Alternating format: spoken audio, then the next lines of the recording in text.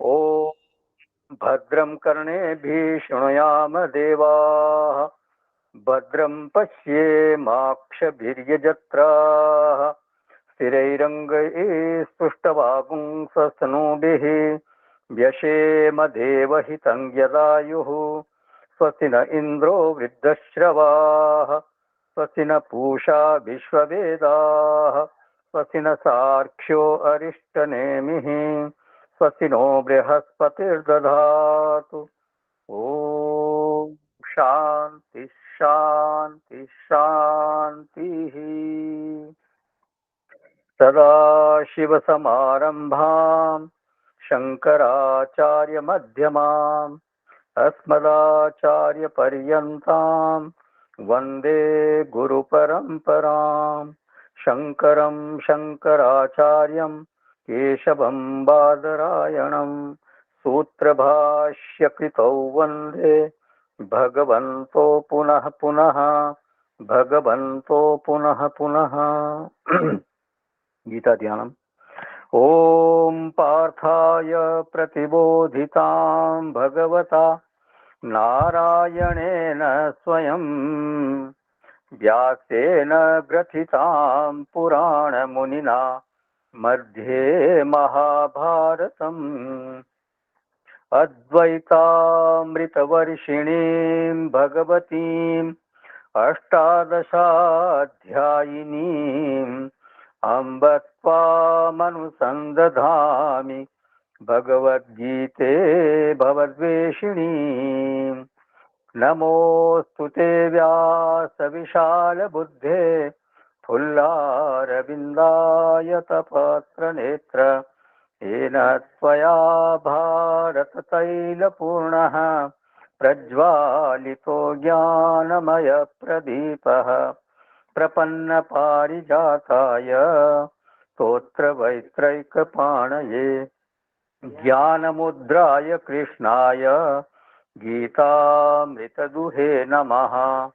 सर्वोपनिषदो गावो दोग्धा गोपालनन्दनः पार्थो वत्सः सुधीर्भोक्ता दुग्धं गीतामृतं महत्। वसुदेवसुतं देवं कंसचाणूरमर्दनं देवकी परमानन्दं कृष्णं वन्दे जगद्गुरुं कृष्णं वन्दे जगद्गुरुं कृष्णं वन्दे जगद्गुरुं। हाँ डॉक्टर सक्सेना साहब। नमः शिवाय ओम नमः शिवाय हर हर भोले नमः शिवाय ओम नमः शिवाय हर हर भोले नमः शिवाय जटाधराय शिव जटाधराय हर हर भोले नमः शिवाय शिव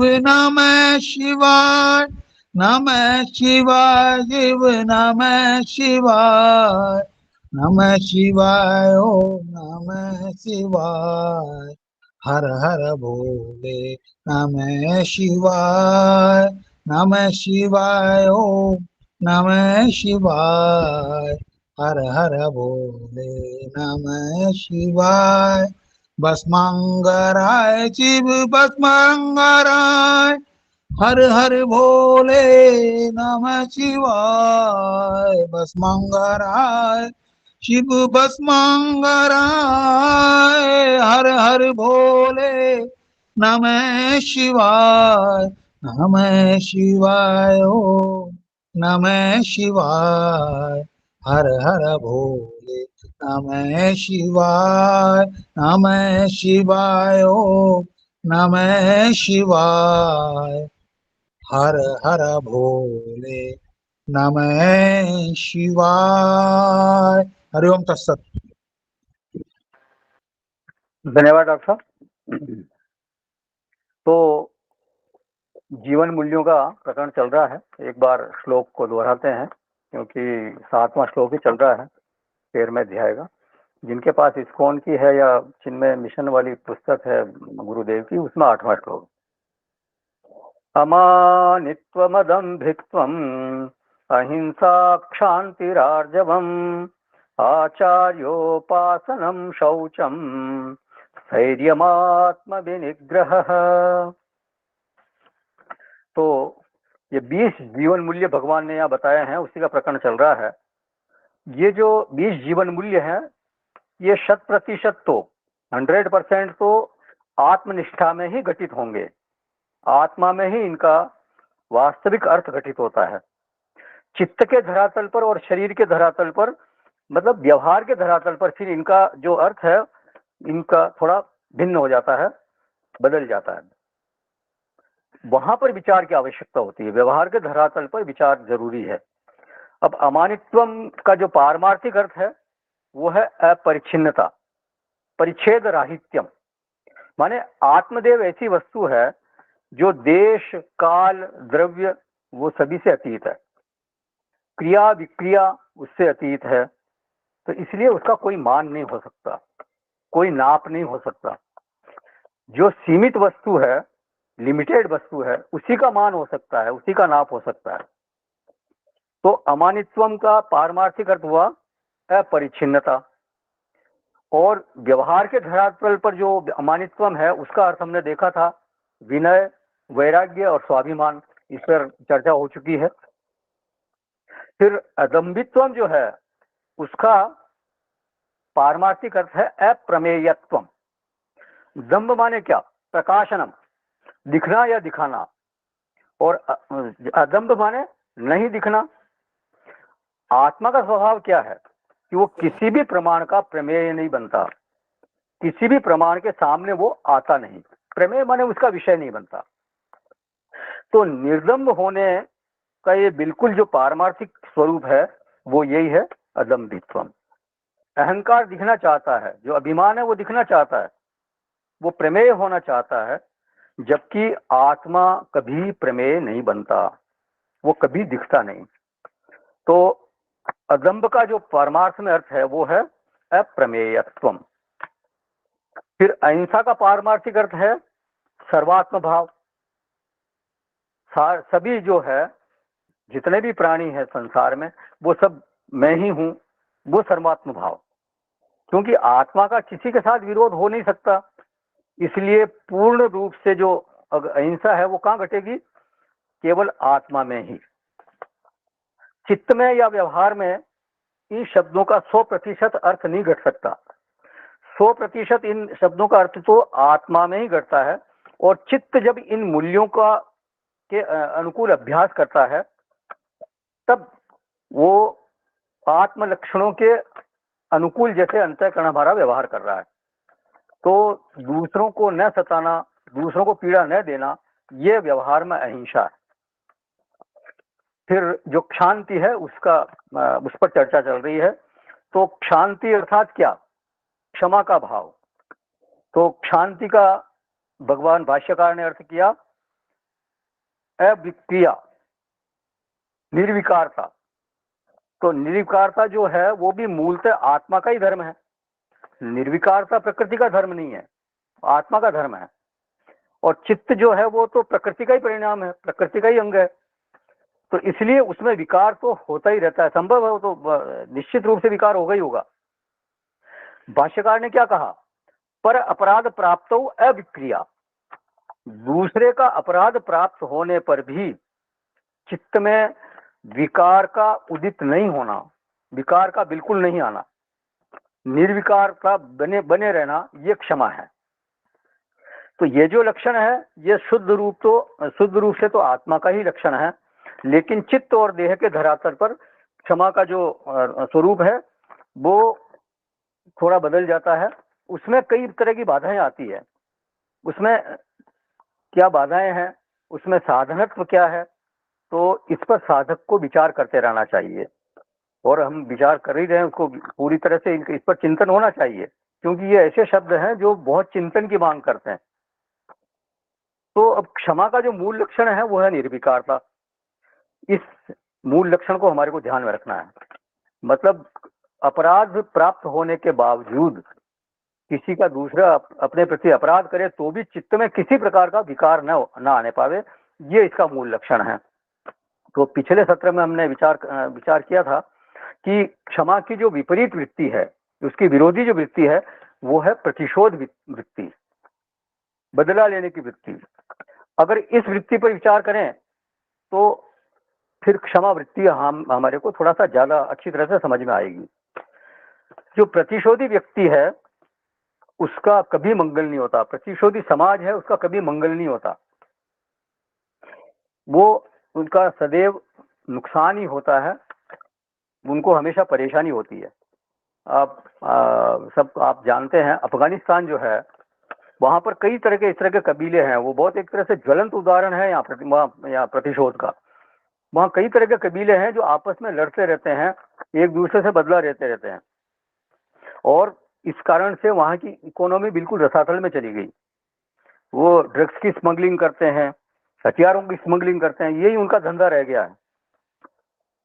हमारे यहाँ भी बिहार में देखिए आप, पहले बहुत सी इस तरह से सेनाएं हुआ करती थी, रणवीर सेना, एमएनएस सेना, जन सेना, पता नहीं और कई तरह के जो अलग अलग जातियों की अलग अलग सेना बना ली थी लोगों ने, वो एक दूसरे से लड़ते रहते थे। तो ये जो प्रतिशोध है ये बहुत ही एक तरह से व्यक्ति को नीचे ले जाने वाली है, उसका अधोगमन करने वाली होती है। और कहीं कहीं तो जो प्रतिशोध की वृत्ति है उसको ग्लोरीफाई किया जाता है, उसका महिमा मंडन कर दिया जाता है। जो पिता होता है वो किसी के दूसरे के प्रति उसका जो किसी ने किया उसके प्रतिशोध लेना चाहता है और अपने जीवन में नहीं ले पाया, वो अपना पूरा प्रतिशोध नहीं कर पाया, तो मरते समय अपने बेटे को कहता है कि तुम मेरे को वचन दो कि जब तक उनको तुम मार नहीं दोगे या उनसे बदला नहीं ले लोगे तब तक चैन से नहीं बैठोगे। और ये इस तरह का प्रतिशोध पीढ़ियों तक चलता रहता है, आपने सुना ही होगा। तो ये, और फिर कहीं कहीं ऐसा भी होता है कि उस प्रतिशोध वृत्ति की निंदा भी होती है, उसको ग्लोरीफाई नहीं किया जाता, और उससे वो प्रतिशोध की वृत्ति का शमन भी होता है। तो इसलिए इस तरह से इसको नियंत्रित भी किया जा सकता है। मतलब ऐसा नहीं कि ये हमेशा प्रतिशोध बना ही रहे, अगर विचार किया जाए इस पर तो नियंत्रण भी इसका हो सकता है। तो क्षमा के यदि विपरीत जाएं तो अज्ञानम यदतोन्यथा, भगवान ने कहा ना, इससे जो भिन्न जीवन है वो अज्ञान की तरफ ले जाने वाला है, अंधकार का जीवन है वो। तो इस बात को हमारे को ध्यान में लाना चाहिए कि जो प्रतिशोध है वो व्यक्ति को, समाज को, राष्ट्र को अधोगति की ओर ले जाता है, निम्नता की ओर ले जाता है, अवनति की ओर ले जाता है। अच्छा, अब प्रतिशोध का जो मार्ग है वो अंधकार का मार्ग है, अमंगल का मार्ग है। तो फिर इसके उल्टे रास्ते पर चलना चाहिए, मतलब वास्तविक रास्ते पर चलना चाहिए, क्षमा के रास्ते पर हमारे को चलना चाहिए। लेकिन अब क्षमा में बाधा क्या है कि कभी क्षमा करते समय व्यक्ति को लगता है कि कहीं मैं कायर तो नहीं हूं, क्षमा कर रहा हूं तो ये वृत्ति आ सकती है, कहीं मैं पलायनवादी तो नहीं हूं। तो इससे व्यक्ति को एक तरह की घुटन होती है भीतर में। दूसरे के अपराध की प्राप्ति होने पर चित्त में विकार ही ना आए, विक्रिया ना हो, ये तो ऐसा व्यक्ति अगर है तो प्राणायाम की योग्य है, उसमें तो कोई बात ही नहीं है। तो वास्तविक क्षमा तो तभी बनती है कि जब चित्त में विकार ही ना हो, शरीर में कोई किसी प्रकार की विक्रिया ना हो। लेकिन इससे कभी कभी किसी व्यक्ति के चित्त में घुटन हो सकती है, और वो घुटन भी तो एक तरह की विक्रिया है, वो भी तो एक विकार है। अब अगर घुटन नहीं चाहिए तो उससे झगड़ा कर लो भाई, और अगर झगड़ा किया तो फिर वो प्रतिशोध हो गया, फिर तो पुलिस, कोर्ट, कचहरी सब हो जाएंगे। तो जब इस पक्ष को देखते हैं तो लगता है कि जो क्षमा है वो ही केवल हमारा लक्ष्य होना चाहिए, वही हमारे को हमारे लक्ष्य में बने रहने में, हमारे ज्ञान के लक्ष्य में बने रहने में क्षमा ही सहायक है। इस क्षमा से हम क्या है कि पुलिस या कोर्ट कचहरी आदि से बच जाते हैं। प्रतिशोध के चक्कर में कई बार लोग जो है वो इस तरह के जो गुंडे बदमाश हैं उनका भी सहारा लेते हैं, तो फिर उससे उनकी भी सेवा करनी पड़ती है। अगर क्षमा है तो फिर ऐसी इस तरह की परिस्थितियों से भी बच सकता है व्यक्ति। हम पशु नहीं है जो आगे तक नहीं देख सकते। पशु क्या है, केवल थोड़ा सा आगे तक देखता है। हम मनुष्य हैं और हमारे को भगवान ने विवेक दिया है, हम बहुत आगे तक देख सकते हैं। तो मनुष्य को तो परमार्थ तक देखने की सामर्थ्य है। तो इसलिए हमको लक्ष्य निष्ठ बनाए रखने वाली जो वस्तु है, तो उस पर ध्यान रखना चाहिए, और वो है क्षमा। लेकिन इसमें बाधक तत्व जो है वो है कायरता की अनुभूति या घुटन। तो इसका भी तो समाधान होना चाहिए। तो इस विषय पर अगर हम गहराई से विचार करते हैं तो पर अपराध प्राप्तो माने क्या? देखिए, आत्मा का तो कोई अपराध कर नहीं सकता। आत्मा तो बिल्कुल सर्वथा निर्लिप्त है, निस्संग है, सर्वाधिष्ठान चिन्मय तत्व है। तो उसका तो कोई अपराध कर ही नहीं सकता। आत्मा को तो देखिए आप त्रिगुण ही नहीं छू सकते, तो फिर तो आगे की तो बात ही क्या, दूसरे तो छू ही कैसे सकते हैं उसको। तो अपराध की जो स्थिति बनती है वो बनती है चित्त या शरीर के धरातल पर। मुख्य रूप से हमारी जो पहचान है, विहित पहचान है, उसके संदर्भ में अपराध की स्थिति बनती है। तो वो होता है जैसे हमारा जो हमारी विशिष्ट पहचान पर अगर कोई आक्रमण होता है तो वो हमारे एक तरह से स्वाभिमान पर आक्रमण होता है। तो वो जो अपराध हुआ वो स्वाभिमान के संदर्भ में अपराध हुआ।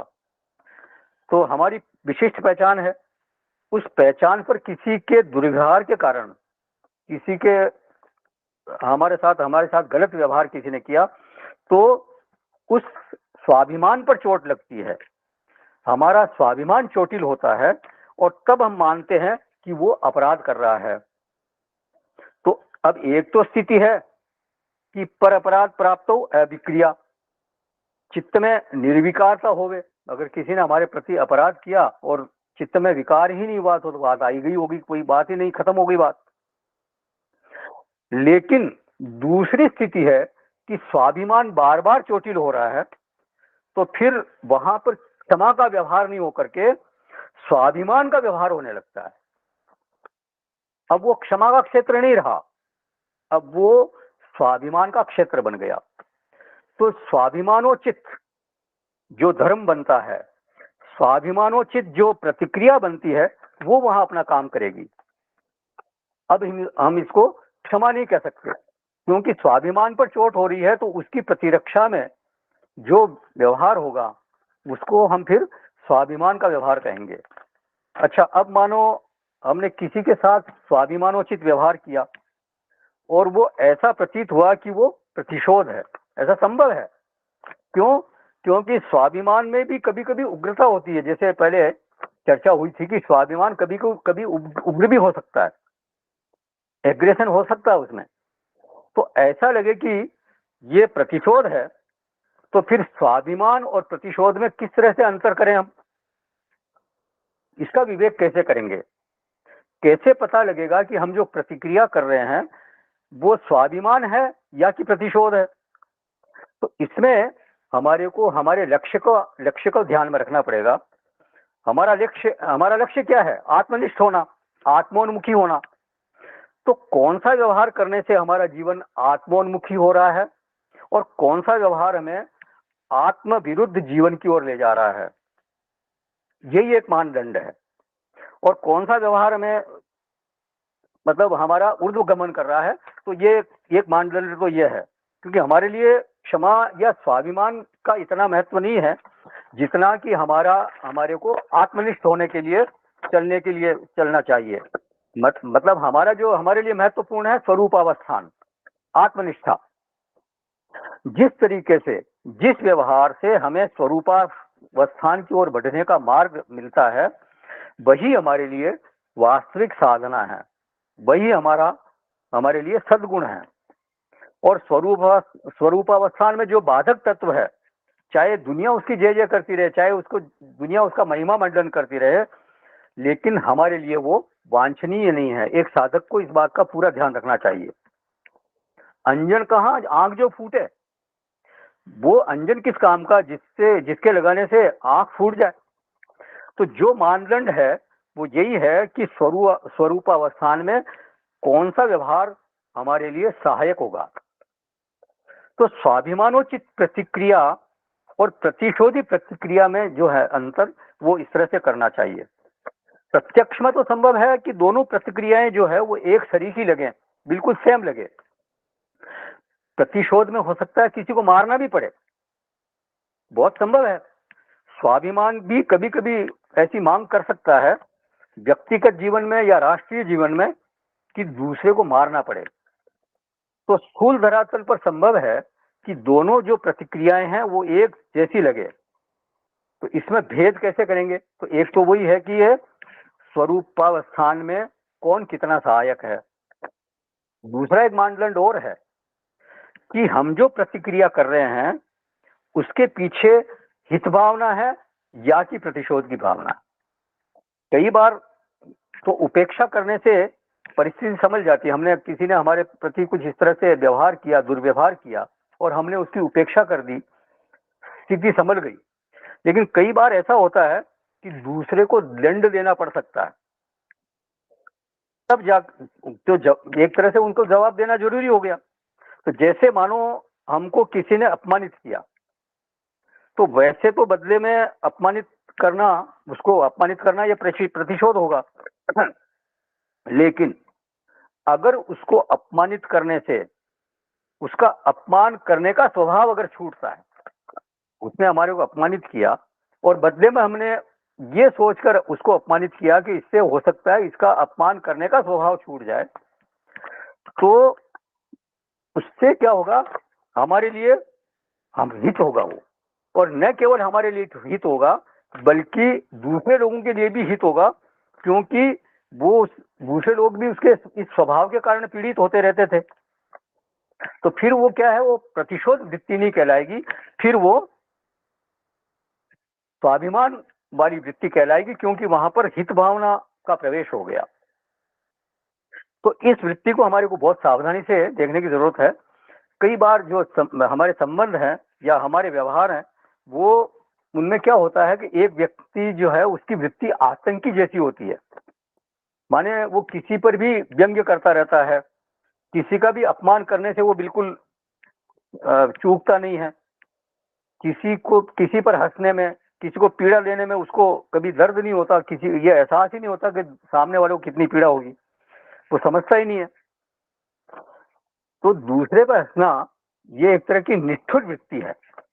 कुछ लोग होते हैं जो अपने आप में अथवा अपने आचरण में गौरव बुद्धि रखते हैं और दूसरों को ऐसे समझते हैं कि ये तो कोई बेवकूफ है, क्या कुछ समझता ही नहीं है। तो आचार्यों ने इसको कहा है आसुरी वृत्ति। दूसरे का अपमान करना या दूसरे पर हंसना, ये एक प्रकार की आसुरी वृत्ति है। हो सकता है जो अपमान करने वाला व्यक्ति है वो बुद्धिमान हो, हाँ वो, लेकिन उसको ये अधिकार कतई नहीं मिल सकता कि वो दूसरों की हंसी उड़ाए या दूसरों का अपमान करे। हाँ, कहीं गहरी मित्रता है या जहाँ ये आपकी हंसी मजाक वाली बात चल सकती है, तो वहां पर वो किसी को बुरा नहीं लगता है, तब तो ठीक है, फिर तो वहां तो वो चल सकता है। किंतु किसी को अपमान करने के उद्देश्य से या दूसरे को नीचा दिखाने के उद्देश्य से अगर उसकी आप हंसी उड़ाते हो या उसको इस तरह से कुछ व्यवहार करते हो, तो उसकी अनुमति तो कतई किसी को नहीं दी जा सकती। कुछ लोग अनात्म वस्तुओं से अपने में मानित्व का अनुभव करते हैं, जैसे धन है, संपत्ति है, संबंध है, पद है, प्रतिष्ठा है। तो इसके कारण वो अपने में मानित्व की अनुभूति करते हैं और दूसरों को अपने से बड़ा समझते हैं, और फिर वो दूसरों का अपमान करते रहते हैं, दूसरों पर हंसते हैं। उनका सुख का जो स्रोत है वो यही है कि दूसरों को अपमानित करके वो सुखी महसूस करते हैं, किसी का भला करके नहीं, बल्कि दूसरों पर हंसने से, दूसरे का अपमान करने से उनको सुख मिलता है। और उनको समझ ही नहीं आता कि मैं किसी का उपहास मैं जो दूसरों का उपहास कर रहा हूँ, दूसरों की हंसी उड़ा रहा हूँ, ये मैं गलत कर रहा हूँ, ये उनको बिल्कुल समझ में नहीं आता। तो लेकिन कभी कभी ऐसा भी होता है कि ऐसी परिस्थिति भी बन जाती है कि लोग उनके ऊपर हंसते हैं। वो कल दूसरों का अपमान कर रहे थे, दूसरों की हंसी उड़ा रहे थे, लेकिन कभी कभी ऐसा बनाव बन सकता है कि लोग उसकी हंसी उड़ाएं। तो कोई बड़ी सभा में कोई बैठा हो और कोई इस तरह का प्रकरण चल गया और उसकी हंसी हो सकती है, तो फिर उसको एहसास होता है कि ओहो, मैं तो दूसरों की हंसी उड़ाता था और अब मुझे पता चला कि दूसरों की हंसी उड़ाने में कितना दर्द होता है।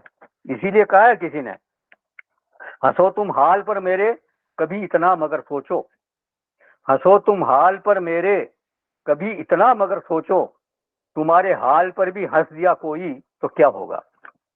दूसरे जब आपकी हंसी उड़ाएंगे तब आपको एहसास होगा कि दूसरों का अपमान करना या दूसरों को तकलीफ देना कितना कष्टकारक होता है, दूसरे के लिए वो कितना कष्टकारक होता है।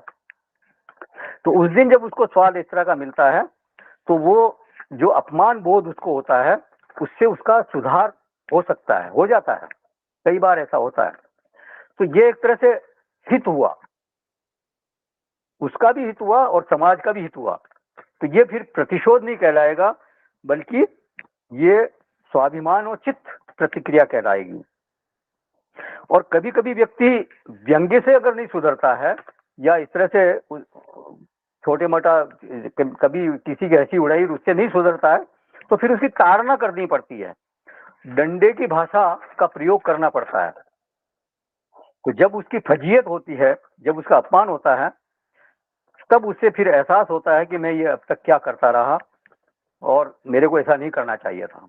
क्योंकि भगवान ने तो एक तरह से ये जो जगत है, ये जगत रूपी विश्वविद्यालय बना रखा है, यहाँ यूनिवर्सिटी है पूरी। जिसको जिस तरह से समझ में आता है उस तरह से उसको समझाने के लिए वो ऐसे परिस्थितियां बनाते रहते हैं। अगर कोई छोटे लेवल पर समझ जाता है तो ठीक है, नहीं तो फिर क्या होता है, वो अपनी इंटेंसिटी बढ़ाते हैं उसकी। उनके पास जो स्विचेज है उनकी कोई कमी नहीं है। छोटे छोटे उससे काम नहीं चला, छोटे छोटे दंड से तो फिर बड़ा दंड देते हैं, उससे भी नहीं चला तो और उससे बड़ा दंड देते हैं वो। तो सावधानी से अगर देखा जाए तो स्वाभिमानोचित प्रतिक्रिया और प्रतिशोध की प्रतिक्रिया में बहुत अंतर है। प्रतिशोध की प्रतिक्रिया में हित भावना का बिल्कुल अभाव है, नितांत अभाव है। इसमें द्वेष भावना का आवेश है होता है। प्रतिशोध में हमेशा द्वेष भावना पीछे काम करती है। असल में जो है व्यक्ति वो प्रतिशोध लेता ही किस कारण से है, आवेश के कारण लेता है, उसमें एक आवेश की भावना आ जाती है। जबकि स्वाभिमानोचित जो प्रतिक्रिया है उसमें द्वेष का नितांत अभाव होता है, द्वेष नहीं होता, वहां हित भावना होती है। वो ये केवल ये चाहता है कि इसकी जो प्रवृत्ति है, सामने वाले की जो अपमान करने की प्रवृत्ति है या दूसरे को कष्ट देने की प्रवृत्ति है, इस तरह से उससे हमारी रक्षा हो जाए। तो ये एक रक्षात्मक प्रवृत्ति है। इसमें विवेक की प्रधानता रहती है। स्वाभिमान की जो प्रतिक्रिया है उसमें विवेक प्रधान है। तो आवेश और जो विवेक है उसमें बहुत अंतर है। आवेश जब आता है तो हमको प्रतिक्रिया किस प्रकार करनी है इसकी कोई स्वतंत्रता नहीं होती। कब करना है, कहाँ करना है, कितनी मात्रा में करना है, ये जो आवेश है इस बात की अनुमति कभी नहीं देता। वो तो उसी समय प्रतिक्रिया करवाएगा आपसे। और एक तरह से फिर क्या हुआ कि आप आवेश के गुलाम हो गए। आपसे वो कुछ भी कहला सकता है, कुछ भी करवा सकता है, आपका उस पर कोई नियंत्रण नहीं रहता। इसलिए आवेश जो है वो निंदित है, गर्हित है, वो आवेश अवांछनीय है। यहाँ तक कि जो कृपावेश है उसको भी भगवान ने कलमश कहा। संजय ने कहा था ना, तम तथा कृपया विष्टम अश्रुपूर्णा कुलेक्षणम। कृपाविष्ट हो गए, अर्जुन जो है वो कृपाविष्ट हो गए। और भगवान फिर वहां क्या बोलते हैं, कुतस्वा कश्मलमिदम विषमे समुपस्थितम। ये जो इस विषम परिस्थिति में तुम्हारे को ये मोह रूपी जो कीचड़ है, मोह रूपी गंदगी तुम्हारे चित्त में कहां से आ गई। तो कृपावेश को उन्होंने भगवान ने कलमश कहा, एक तरह के कीचड़ की संज्ञा दी वहां पर उन्होंने। तो क्यों कहा उन्होंने कलमश, क्योंकि तुम इसके गुलाम हो गए हो, तुम्हारे को पता नहीं कि तुम क्या करने जा रहे हो, विवेक नहीं है, तुम्हारा विवेक समाप्त हो गया यहाँ पर। तुम्हें क्या करना चाहिए और क्या नहीं करना चाहिए, इस विषम परिस्थिति में तुम्हारा कर्तव्य क्या है और तुम्हें कर्तव्य क्या है, ये तुम्हें नहीं समझ में आ रहा। ये यहाँ भगवान यहाँ वहाँ उसको कलमश को इसको कलमश बताते हैं, कृपावेश को। वो भी एक तरह का आवेश ही था।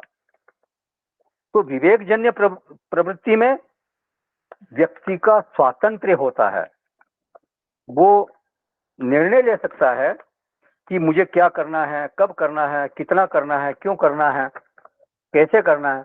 तो इन सब चीजों की स्वतंत्रता कर्ता के पास होती है, उसके करने वाले के पास होती है। तो सारे विकल्प हमारे पास हैं, all the choices are with us. किसमें? विवेक में। और आवेश में देयर इज नो चॉइस, वो तो तुरंत करना है, उसकी मांग ही ये होती है कि मैं तुरंत प्रतिक्रिया करो बस।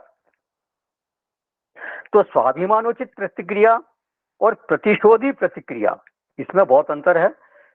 हालांकि स्थूल धरातल पर देखें तो लगता है कि दोनों प्रतिक्रियाएं एक जैसी है, लेकिन विवेक करने पर, विचार करने पर यह पता चलता है कि इनमें अंतर है। इसलिए क्षमा जो है वो स्वाभिमान विरोधी गुण नहीं है।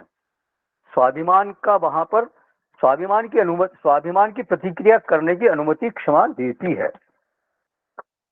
अब वीर वृत्ति जो है उसका क्षमा के साथ सामंजस्य समझना जरूरी है। किसी में वीर वृत्ति है तो क्षमा के साथ उसका किससे सामंजस्य होगा? नहीं तो क्या होगा कि क्षमा का पालन करते समय कहीं मैं कायरता का अवलंबन तो नहीं ले रहा हूं, ऐसा लगेगा। अथवा वीरता के नाम पर कहीं मेरे द्वारा हिंसा तो नहीं हो रही है, कहीं हम हिंसक तो नहीं हो रहे हैं। तो ये दोनों वृत्तियां, माने वीरता और क्षमा, ये दोनों एक दूसरे की पूरक होनी चाहिए, एक दूसरे का को फुलफिल करने वाली होनी चाहिए, एक दूसरे की विरोधी नहीं होनी चाहिए। भगवान राम परम क्षमाशील हैं, लेकिन वीरों के वीर भी हैं। क्षमा और कायरता, इनका आपस में विरोध है, लेकिन वीरता और क्षमा ये एक दूसरे के पूरक है। कायरता और क्षमा एक दूसरे के में विरोधी हैं, लेकिन वीरता और क्षमा, जैसे कई बार बताया था ना कि क्षमा सोबती उस भुजंग को, इसके पास गरल है। अगर वीर है तो उसको अगर क्षमा करता है तो वो उसके साथ अच्छी बात है। वो स्वाभिमानोचित प्रतिक्रिया करना ये वीर वृत्ति हुई, और प्रतिशोध रहित होना ये क्षमा वृत्ति है। वीरता है, आप में बल है, आप में ये उसको उसका प्रतिकार करने की सामर्थ्य है, कीजिए जरूर, वो वीर वृत्ति कहलाएगी। लेकिन प्रतिशोध रहित हो गए बिल्कुल ही, तो वो क्षमा वृत्ति है। क्षमा माने निर्विकारता को बनाए रखना, अपनी शक्ति को लक्ष्य से दूसरी तरफ नहीं जाने देना, लक्ष्य से इतर नहीं जाने देना, लक्ष्य से अलग नहीं होने देना, शक्ति को अपने लक्ष्य में पूरी तरह से लगाए रखना। तो क्षमा ऐसी वृत्ति है जो हमारी रक्षिका बनती है लक्ष्य के प्रति। इसके अभाव में व्यक्ति अपनी शक्ति को अपने लक्ष्य में पूरी तरह से नियोजित नहीं कर पाता, अपनी शक्ति को लक्ष्य में पूरी तरह से लगा नहीं पाता। महात्मा लोग एक उदाहरण देते हैं, सुना होगा आपने, कि एक व्यक्ति साइकिल पर जा रहा था दवाई लेने, रास्ते में किसी से थोड़ी सी टक्कर लग गई, सामने कोई आ रहा होगा व्यक्ति, थोड़ी सी टक्कर लग गई, वो सामने वाला भी नहीं गिरा, साइकिल भी नहीं गिरी, ये भी नहीं गिरा, केवल एक मामूली से टक्कर लगी थी। लेकिन सामने वाला व्यक्ति इससे झगड़ा करने लगा कि मेरे को टक्कर कैसे मार दी। तो ये भी खड़े हो गए साइकिल रख के, कमर पे हाथ रख के, मार दी तो मार दी, क्या हो गया, तुम्हारे को बहुत ज्यादा टक्कर थोड़ी मामूली से लग गई। तो फिर वो कुछ बोला, थोड़ा सा अपशब्द बोला होगा, तो इन्होंने उसकी कॉलर पकड़ ली कि मेरे को ऐसे कैसे बोल दिया तूने। तो उसने क्या किया कि इनके मुंह पे थूक दिया। फिर क्या था, दोनों में फिर हाथ पैर चलने शुरू हो गए, लात घुसे हो गए, और पहुंच गए अस्पताल। तो कहाँ तो वो दवाई लेने जा रहे थे और कहाँ पहुंच गए अस्पताल। माने जिस लक्ष्य को लेकर निकले थे वो तो फिर बीच में ही रह गया। तो ये प्रतिशोध वृत्ति का परिणाम है एक तरह से। यदि वो उसी समय उन्होंने हाथ जोड़ लिए होते और क्षमा मांग ली होती कि भाई मेरी से गलती हो गई है, मैं क्षमा चाहता हूं, या फिर वो सामने वाले ने बुरा भला कहा तो उसको क्षमा कर देते, कोई बात नहीं भाई, अब ठीक है मेरे से गलती हुई ना, मैंने क्षमा मांग ली है, जाऊं, तो बात खत्म हो गई होती। लेकिन फिर वो इस तरह से आगे बढ़ गई बात। तो ये समाज में होता रहता है, इस तरह के आधे से ज्यादा झगड़े छोटी छोटी बातों को लेकर ही होते हैं। देखा होगा आपने, बहुत छोटी सी बात और उसमें झगड़ा हो गया। अभी जैसे कोई एयरपोर्ट पर जा रहे हो आप, आपको विदेश जाना है, दुबई जाना है या यूरोप जाना है, और आप एयरपोर्ट के लिए निकल रहे हैं और इस तरह से कोई छोटी मोटी टक्कर हो गई, तो क्या आप उससे झगड़ा करके और इस बात को बढ़ा के क्या पुलिस थाने जाने जाएंगे या पहले अपना प्लेन पकड़ना चाहेंगे? उसको जैसे तैसे उस बात को समाप्त करना जरूरी है, चाहे उसके लिए आपको कितना ही झुकना पड़े। ठीक है भाई, मैं क्षमा मांगता हूँ और गलती हमारी है, ठीक है हमने मांग ली, और गलती न भी हो तो भी उसको कैसे न कैसे बात को खत्म करके आप क्या करोगे, पहले प्लेन ही पकड़ोगे, नहीं तो आपका कितना नुकसान हो जाएगा, आपका सारा काम रह जाएगा। तो ये जो छोटी छोटी बातों पर झगड़ना ये ठीक नहीं है। लेकिन क्या है कि लोग अपने अभिमान के वशीभूत होकर ऐसा नहीं कर पाते, क्षमा नहीं कर पाते हैं। तो इन सारे गुणों का एक दूसरे के साथ सामंजस्य बिठाना जरूरी है। ये हमारे विवेक के सामने एक चुनौती होती है। शौर्य को भी क्षमा के साथ सामंजस्य करना पड़ेगा, मतलब वीरता जो है उसको भी क्षमा के साथ सामंजस्य बैठाना पड़ेगा। उसका क्षमा का धीरज के साथ भी सामंजस्य बैठाना पड़ेगा। स्वाभिमान के साथ भी उसका सामंजस्य करना पड़ेगा। नहीं तो पता चला कि व्यक्ति जो है वो क्षमाशील तो है लेकिन कायर हो गया, अथवा वो शूरवीर है लेकिन हिंसक हो गया। मतलब शूरवीर है इसका मतलब ये कि आप हिंसक हो जाओ, क्षमा का भाव आप में होना चाहिए।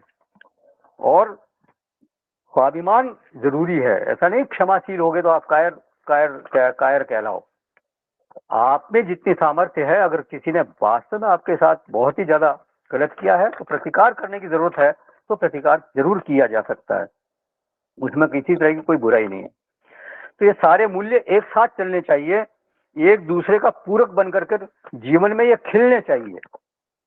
इससे जीवन में ऊर्ध्व गति हो, आपको ज्ञान की तरफ बढ़ने में ये सहायक बने, इस तरह की बात होनी चाहिए। तो ये हुआ शांति, क्षमा। अब अगला जो मूल्य है वो है आर्जवम। आर्जवम माने सरलता। आर्जवम का भगवान भाष्यकार यहां अर्थ करते हैं अवक्रत्वम ऋजु भाव, माने अकुटिलता या सरलता। अब ये सद्गुण जो है वो भी 100% तो आत्मा में ही घटित होता है। आत्मदेव सदैव एक रस है, किसी प्रकार का उनमें कोई परिवर्तन नहीं होता, न हो सकता है। तो सबसे ऋजु, सबसे अवक्र, सबसे सरल अगर कोई है तो वह है आत्मा। अब चित्त के धरातल पर, व्यवहार के धरातल पर जो आर्जवम है वो उस पर विचार करना जरूरी है।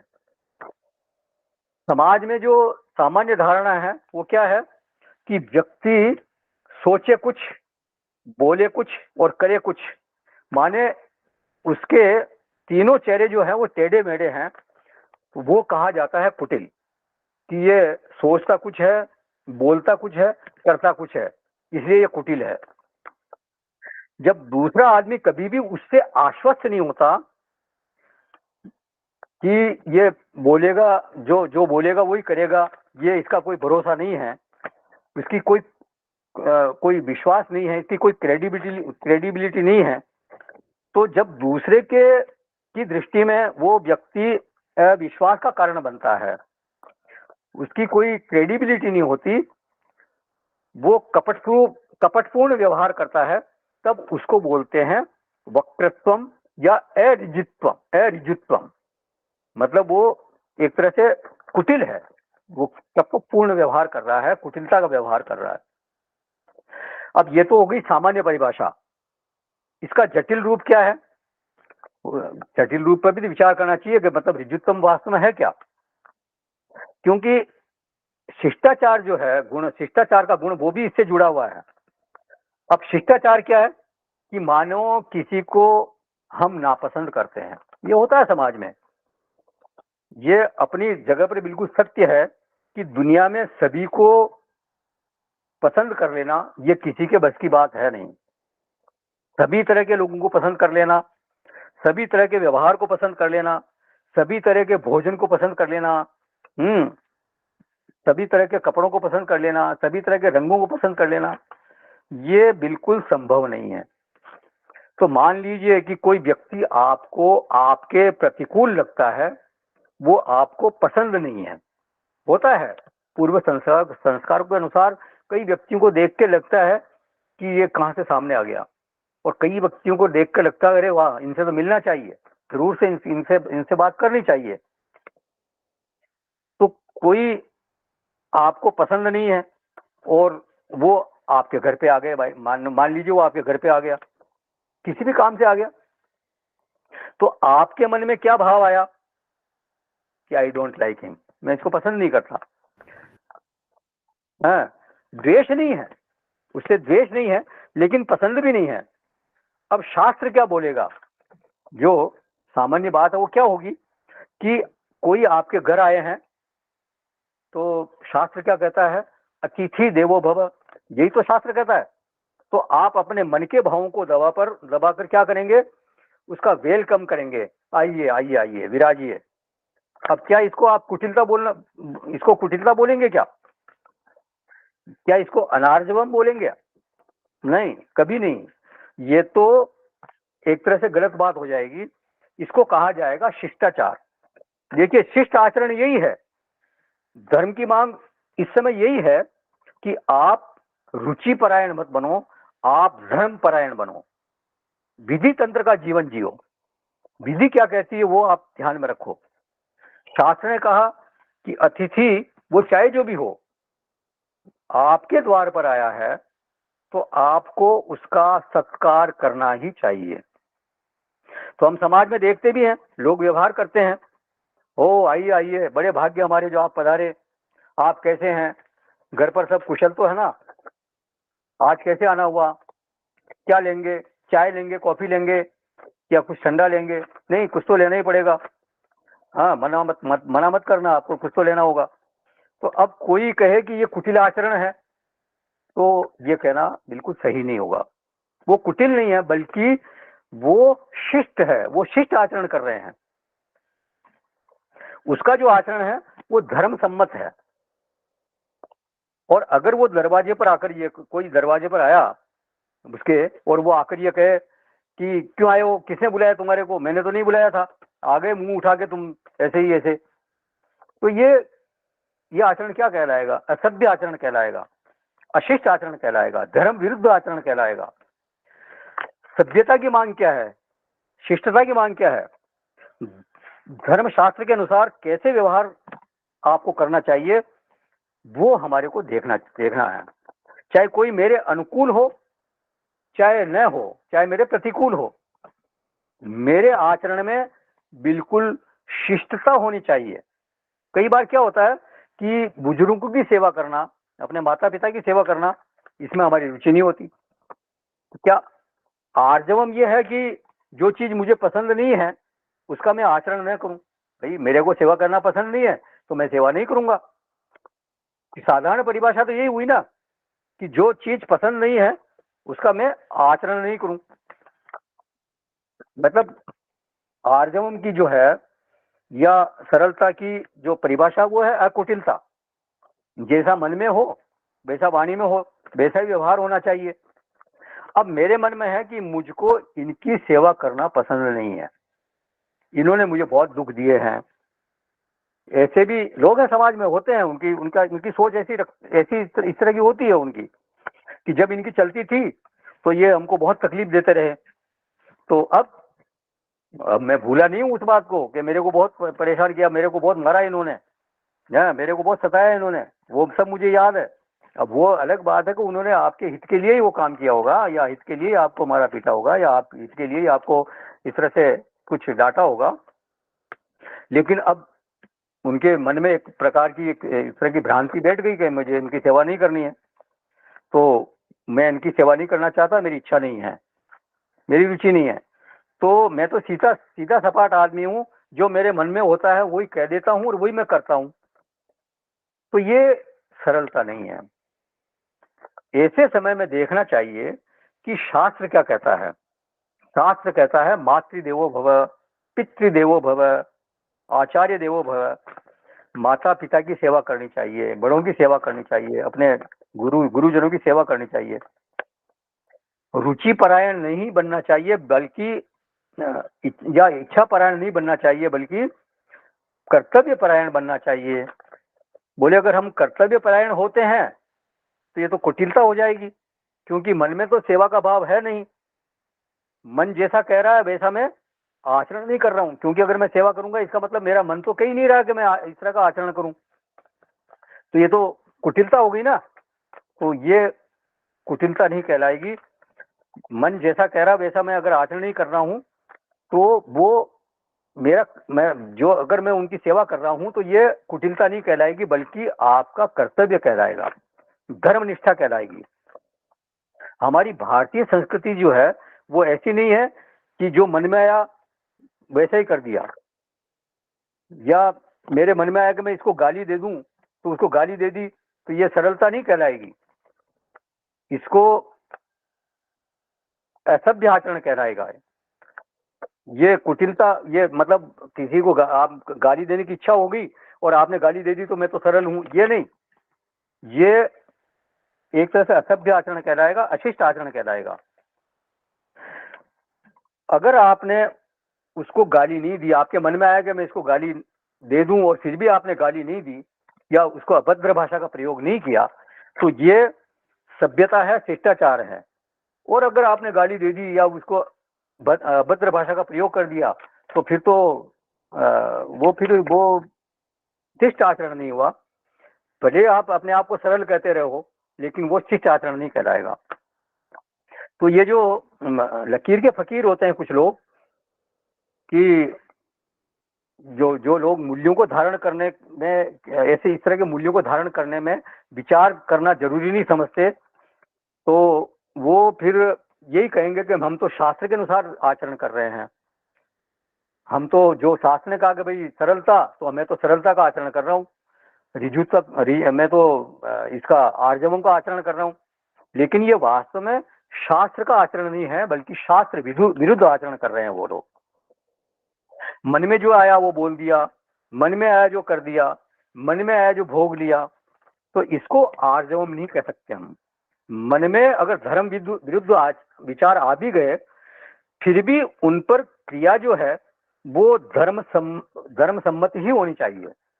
हो सकता है आपके मन में पूर्व संस्कारों के कारण धर्म विरुद्ध विचार आ गए हों, लेकिन क्रिया करते समय आपको इस बात का जरूर ध्यान रखना चाहिए, विचार करना चाहिए कि कहीं मैं धर्म विरुद्ध आचरण तो नहीं कर रहा हूं। वो फिर क्या है कि वो शिष्टाचार है। अगर आपने धर्म विरुद्ध आचरण नहीं किया तो वो शिष्टाचार है, वो संयम है। ये एक तरह से आपको संत बनने की प्रक्रिया की ओर ले जाता है। इस तरह का जो गुण है वो संत बनने की प्रक्रिया आप में आप उस पर चल रहे हो, संत बनने के मार्ग पे आप चल रहे हो। आपको ये कह सकता है कि जब मन ठीक होगा तब आचरण करेंगे, तो ऐसा तो कभी होने वाला नहीं है। कि जैसे वो एक उदाहरण देते थे गुरुजी कि एक व्यक्ति बैठा था सागर के किनारे और लहरें आ रही थी, वो सुबह से बैठा था, दोपहर हो गई, शाम हो गई, एक वहाँ पास में खड़ी थी कोई चाय वाले की, उसने देखा कि सुबह भी था, सुबह से शाम हो गई, यह आदमी बैठा हुआ है। उसने जाके पूछा, भाई साहब आप यहाँ क्यों बैठे हो? उसने कहा मुझे समुद्र में नहाना है। तो उन्होंने कहा नहाते क्यों नहीं, नहा लो आप। कि मैं सोच रहा हूँ कि ये लहरें जब बंद हो जाएगी तब मैं नहाऊंगा। तो ऐसा कभी हो सकता है क्या समुद्र की लहरें कभी बंद हो जाए? तो मन ठीक होगा तब ऐसा आचरण करेंगे, ये तो कभी होने वाला नहीं है। मन में तो पूर्व संस्कारों के कारण किसी भी तरह के विचार आते रहेंगे, शुद्ध विचार भी आएंगे, अशुद्ध विचार भी आएंगे।